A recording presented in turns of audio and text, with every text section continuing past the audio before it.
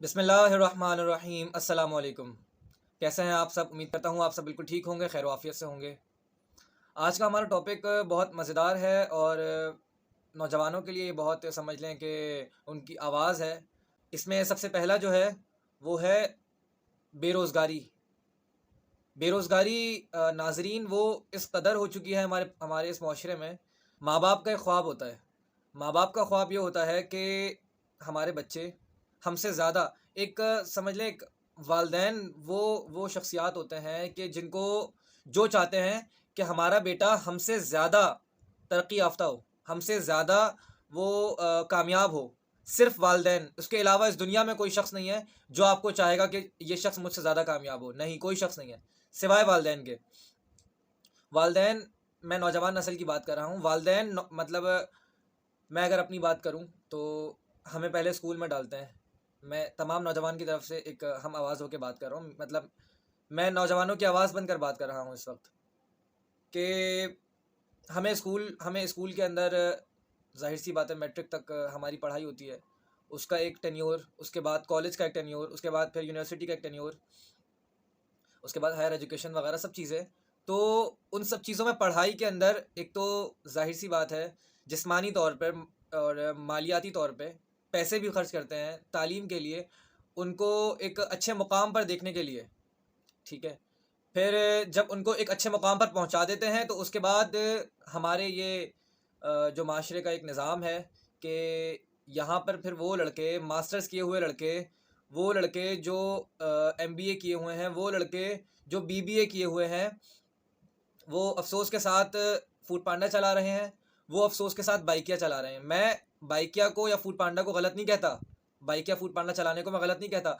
मैं इस चीज़ को गलत कहता हूँ कि जो उन्होंने उनके पेरेंट्स ने उनके ऊपर पैसा लगाया, उन्होंने मेहनत करी, इतने साल अपने पढ़ाई करी और उसके बाद वो किस चीज़ में मतलब फूड पांडा और बाइकिया, वो तो ये तालीम हासिल किए बगैर भी कर सकते थे।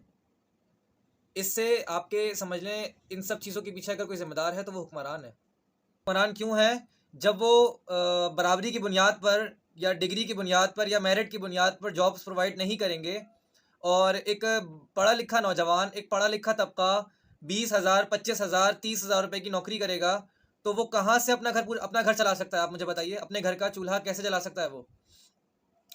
अच्छा, उसके बाद आप यकीन मानें मैं ऐसे-ऐसे नौजवान नस्ल को जानता हूँ, ऐसे-ऐसे नौजवान भाइयों को जानता हूँ कि जो अ, मिसाल के तौर पर उनकी किसी फैक्ट्री में या किसी कंपनी में कहीं जॉब लगती है। सुबह 8 बजे वो जा रहे हैं घर से नाश्ता कर कर, दोपहर 2 बजे उनके पास लंच करने के पैसे नहीं हैं। वो वहाँ पे कुछ खा नहीं सकते, ना वो अपने घर से कुछ लेके जा सकते हैं क्योंकि कुछ बना नहीं होगा। वो रात में आकर घर पर खाना खाएँगे। वो एक टाइम का खाना स्किप कर रहे हैं, सिर्फ़ अपने घर के हालात बेहतर करने के लिए, ताकि उनके घर के हालात बेहतर हो सकें इस चीज़ से। और अफ़सोस की बात ये है कि ये हुक्मरान एसी वाले कमरों में बैठे हैं और इनके बच्चे बाहर पढ़ रहे हैं, इनके बिज़नेसेस सेट हैं, इनको किसी चीज़ की कोई फ़िक्र नहीं है।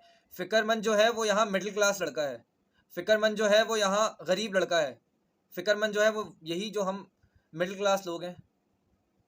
वो मैंने आपको एक इससे मेरी पहली वीडियो थी महँगाई के ऊपर, आप वो लोग जिसने नहीं देखी वो लाज़मी मेरी वीडियो देखिएगा।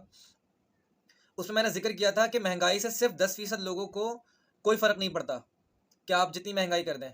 90% लोग, सवाल यहाँ पे 90% लोगों का है। उस 90% लोगों में ये यूथ आती है, ये मिडल क्लास लोग आते हैं, ये गरीब तबका आता है, जिसको जिसको किसी बुनियाद पर भी ना कोई फैसिलिटी है। अगर इसका कोई बंदा घर में बीमार हो जाए तो ये समझ लें कि लेकर कहाँ जाएगा? ज़ाहिर-सी बात है किसी गवर्नमेंट हॉस्पिटल में या कहीं इसका कहीं ना अच्छा इलाज हो सकता है ना कुछ।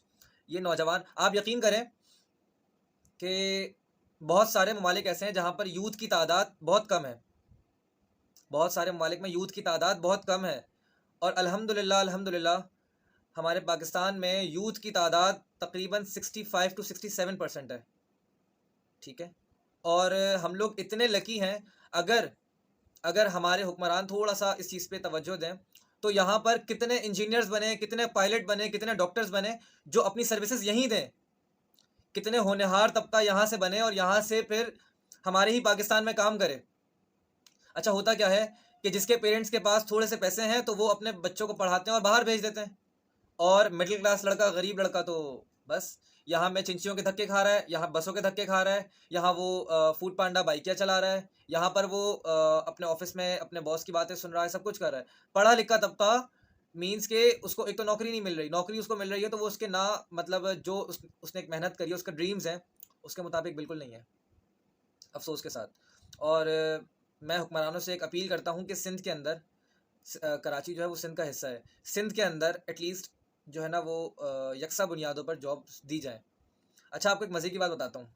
प्राइवेट कंपनीज़ में जॉब्स मिलना बहुत मुश्किल है और अगर मिलती भी है तो वहाँ की सैलरी कुछ इतना कोई खातिर ख्वाह नहीं होती। आजकल जो हम लोग एक बहुत ही कुछ बड़ी कंपनीज़ में सैलरीज़ अच्छी हैं, लेकिन उसके लिए फिर आपको पता है कि हर जगह पे क्या ताल्लुकात आपका कोई ना कोई उसमें उस कंपनी में होना चाहिए, उसके अलावा पैसे वगैरह सब चीज़ें। इसी तरह की सिमिलर चीज़ एक गवर्नमेंट जॉब के अंदर भी है। गवर्नमेंट जॉब को हम लोग बहुत वैल्यू देते हैं, देनी भी चाहिए। गवर्नमेंट जॉब का एक ज़ाहिर-सी बात है, एक नाम है, एक बना हुआ है बिल्कुल।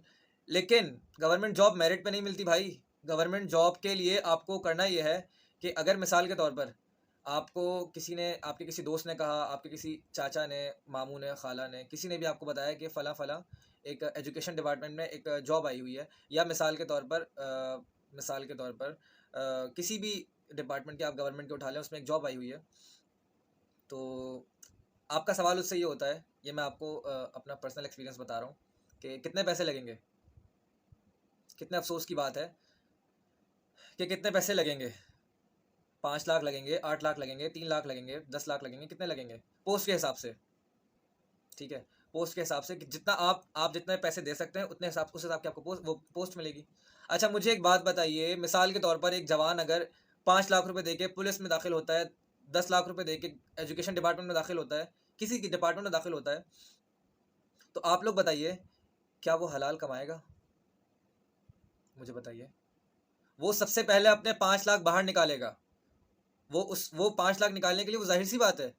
तो आप हुक्मरान जो हैं, आप लोगों की वजह से ये नौजवान ये काम कर रहा है। अच्छा, मुझे एक बात बताइए कि चोरी डकैतियों का जो रेशो बढ़ रहा है, मतलब आप देख रहे हैं कि बहुत ज़्यादा केसेस आ रहे हैं चोरी डकैती के, क्यों? इसकी क्या वजह है? इसकी वजह ये है कि रोज़गार नहीं है। नौजवानों के पास रोज़गार नहीं है। उनके घर का बिल आ रहा है, वो उनका आधा बिल जा रहा, आधी सैलरी जा रही है बिल में, आधी सैलरी जा रही है किराए में। खाना वो कहाँ से खाएँ? वो खाना नहीं खा सकते। आपके जो है वो, मैं कहूँ कि आपके घर के जो जानवर हैं वो भी गाड़ियों में, लैंड क्रूज़र्स में घूम रहे हैं, और जो गरीब का जो लड़का है ना, गरीब का जो जवान का जो बेटा है, वो चिंची में लटक कर जा रहा है कि उसको आधा किराया देना पड़े। वो चिंची के बस स्टॉप पे आधा घंटे से खड़ा होकर वेट कर रहा है कि उसको बस मिले तो वो घर जाए, उसको चिंची मिले तो वो घर जाए।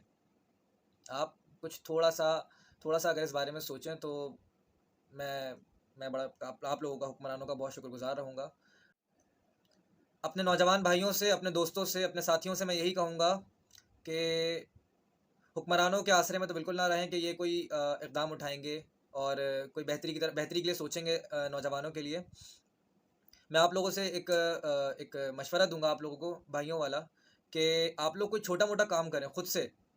किसी भी जगह कोई छोटी-मोटी नौकरी करने से बेहतर है कि आप लोग कोई छोटा-मोटा काम करें, छोटा-मोटा कारोबार करें, कि ज़ाहिर-सी बात है, नबी करीम सल्लल्लाहु अलैहि वसल्लम ने ये फ़रमाया कि 99% तरक्की अपने कारोबार में है, 1% तरक्की ग़ुलामी में है, मीन्स नौकरी में है। तो इस चीज़ को देखते हुए अपना छोटा-मोटा आप कारोबार शुरू करें। अल्लाह ताला आप लोगों को कामयाब करे, आमीन सुम्मा आमीन। और अगर मेरी वीडियो आप लोगों को पसंद आई हो, सब भाइयों को, नाज़रीन को, तो मेरी वीडियो को लाइक करिएगा, सब्सक्राइब करिएगा इस चैनल को, और शेयर कीजिएगा। अपने होस्ट को इजाज़त दीजिए। इंशाअल्लाह अगली वीडियो में आप लोगों से फिर मुलाकात होगी। ख़याल रखिएगा अपना। Take care. अल्लाह हाफ़िज़।